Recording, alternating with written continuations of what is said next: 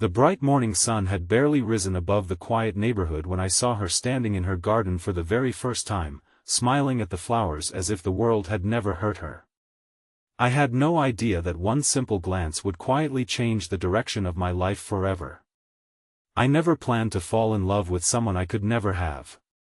I never imagined that the greatest love story of my life would be the one I would never get to live. Sometimes destiny does not break your heart with betrayal. Sometimes it simply introduces you to the right person at the wrong time, leaving you to carry a love that must remain beautifully silent. Before we begin this emotional journey, if you believe that kindness, forgiveness, and second chances can change lives, please take a moment to like this video, leave a heartfelt comment, share it with someone who needs hope today, and subscribe to A Journey of Hearts. Your support helps these stories reach more hearts around the world. My name is Rowan Mercer, and until that spring, I believed life was simple.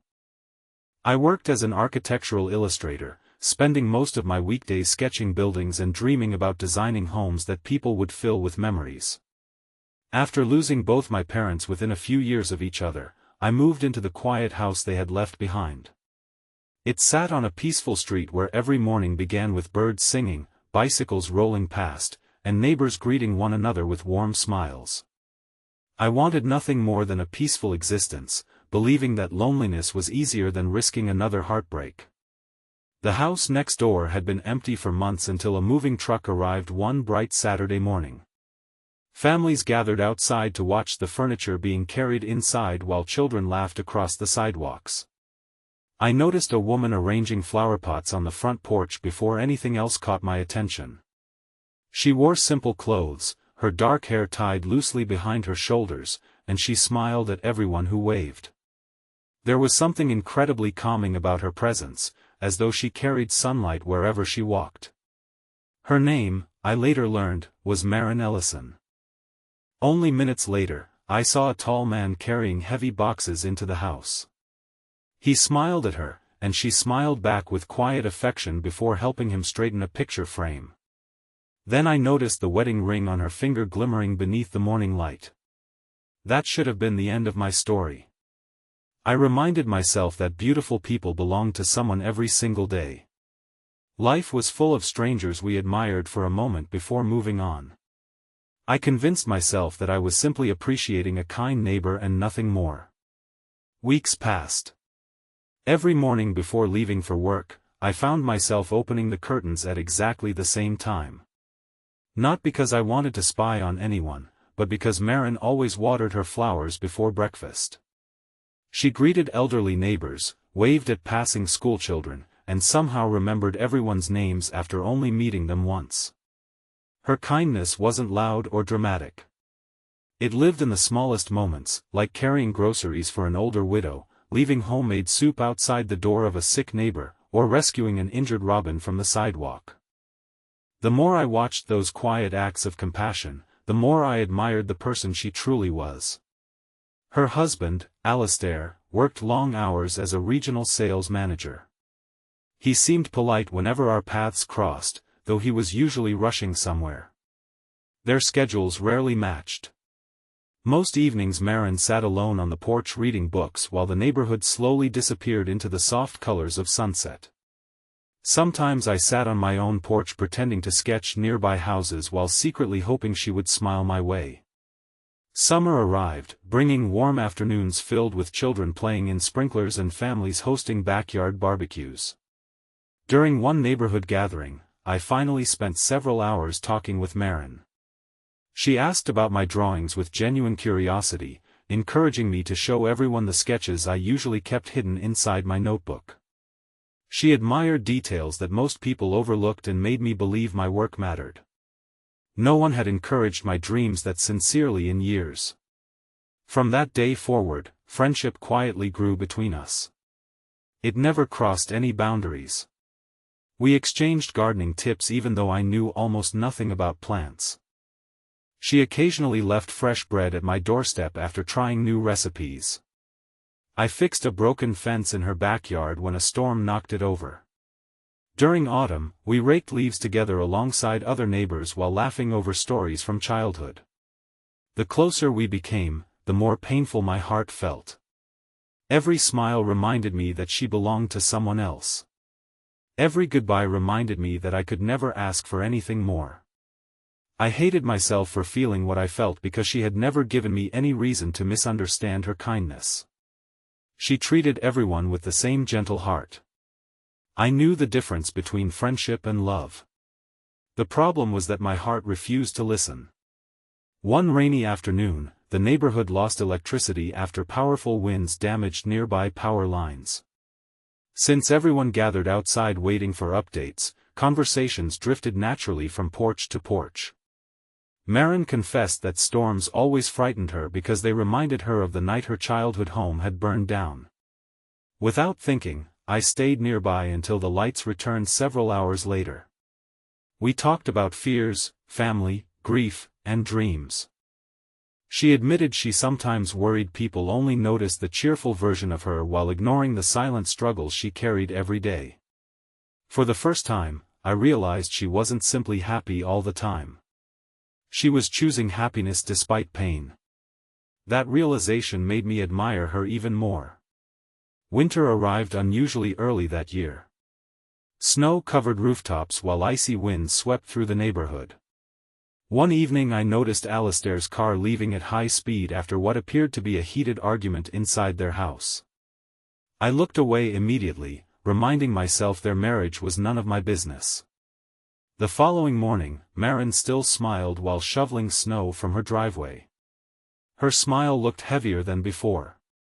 Over the following months, little cracks became visible beneath the perfect picture everyone believed they had. Alistair traveled more frequently. Birthdays were forgotten. Anniversary dinners were cancelled because of business meetings. He wasn't cruel, nor unfaithful as far as anyone knew. He was simply absent, emotionally distant, forever chasing promotions while unintentionally leaving loneliness behind. Watching her quietly carry that loneliness became one of the hardest things I had ever experienced. Many nights I questioned whether loving someone silently was noble or selfish. Would true love have forced me to disappear? Or was friendship the greatest gift I could still offer? I chose friendship. Whenever Marin needed help moving furniture, I was there. Whenever heavy snow blocked her driveway, I cleared it before sunrise. Whenever community events needed volunteers, we worked side by side, planting trees, organizing food drives, and helping families rebuild after storms damaged nearby homes. People often commented that we made an excellent team. Every compliment secretly broke my heart. Spring returned with colorful blossoms decorating every street. Then life changed overnight. Alistair collapsed at work after suffering a severe stroke. The news spread quickly through the neighborhood. Without hesitation, everyone came together. Meals appeared on Marin's doorstep. Volunteers offered transportation to the hospital. I found myself spending countless evenings repairing things around her house because she barely had time to sleep between hospital visits. The hospital became her second home. The cheerful woman who once filled every room with laughter slowly looked exhausted, though she never complained. One afternoon while delivering fresh groceries to her porch, I noticed her sitting alone beneath the blooming cherry tree in her yard.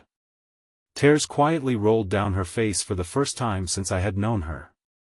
She wasn't crying because life was unfair. She was crying because she feared losing the man she had promised to love forever.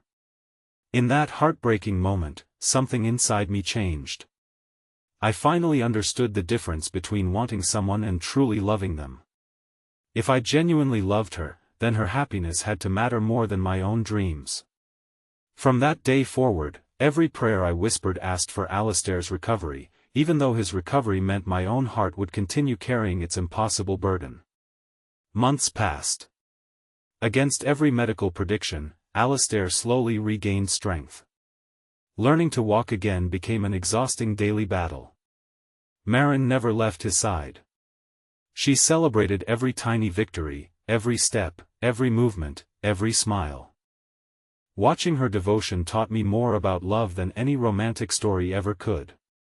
Love wasn't about possession. Love was choosing someone every single day, especially when life became difficult. As Alistair recovered, something remarkable happened. He finally began seeing everything his wife had quietly sacrificed. The man who once rushed endlessly toward success now spent evenings sitting beside her in the garden. He learned the names of every flower she had planted. He attended neighborhood gatherings instead of business dinners. He laughed more, smiled more, listened more. Their marriage slowly became stronger than ever before. Ironically, the happier they became together, the more peaceful my own heart started feeling. One warm afternoon nearly 3 years after they moved next door, I received exciting news. A children's hospital wanted to purchase several of my architectural illustrations for their new healing center. They explained that my drawings made young patients feel hopeful because every building looked filled with warmth instead of cold concrete. The recommendation had come from someone I never expected. Marin.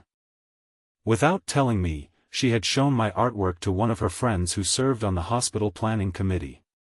She had believed in my dreams even while fighting through the hardest season of her own life. That opportunity transformed my career forever. Months later, during the grand opening ceremony, families filled the hospital corridors while children pointed excitedly toward colorful murals inspired by my sketches.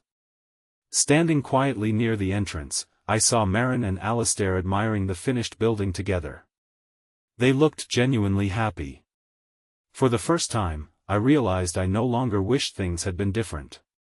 Some people enter our lives not to become our forever, but to transform who we become. Marin never became my wife. She became something equally valuable. She became the reason I learned that love without selfishness still has incredible power. Years passed, and our neighborhood continued growing older together. Children became adults. Gardens grew larger. Trees planted during community volunteer days stretched high into the sky. Whenever people asked why I had never rushed into marriage, I simply smiled. Life eventually brought wonderful people into my journey, but none of them were compared against an impossible memory. Instead, I carried forward the lessons Marin unknowingly taught me. When I finally met someone whose heart aligned with mine, I loved without fear, without possession, and without expecting perfection because I understood that real love is built through everyday kindness rather than dramatic moments. Sometimes I still watched the morning sunlight fall across the neighboring garden where everything had quietly begun. The flowers still bloomed. The birds still sang. Life continued exactly as it should. Before this story comes to its close, if these moments touched your heart, please like this video, share it with someone who may need hope today, leave a comment about the lesson that stayed with you the most, and subscribe to A Journey of Hearts. Your kindness keeps stories like this alive. Special request: comment below with the words, "True love always chooses kindness," if this story reminded you that the purest love is not always the love we keep, but sometimes the love we quietly let go. As I grew older, I stopped thinking of my story as one of lost love. Instead, I remembered it as the season that taught me compassion without expectation, friendship without conditions, and hope without guarantees. Loving someone who already belonged to another person could have turned my heart bitter, but choosing respect over desire transformed that pain into wisdom. Every sunrise over our peaceful neighborhood became a reminder that not every beautiful story ends with two people together. Sometimes the happiest ending is becoming a better person because of someone you could never truly call your own. And when I looked across the garden one last time, seeing Marin laughing beside the man she had faithfully stood beside through every storm, I finally understood that love had never left me empty. It had quietly filled my heart with enough grace to celebrate someone else's happiness, and in doing so, it had given me a life far richer than the one I once imagined.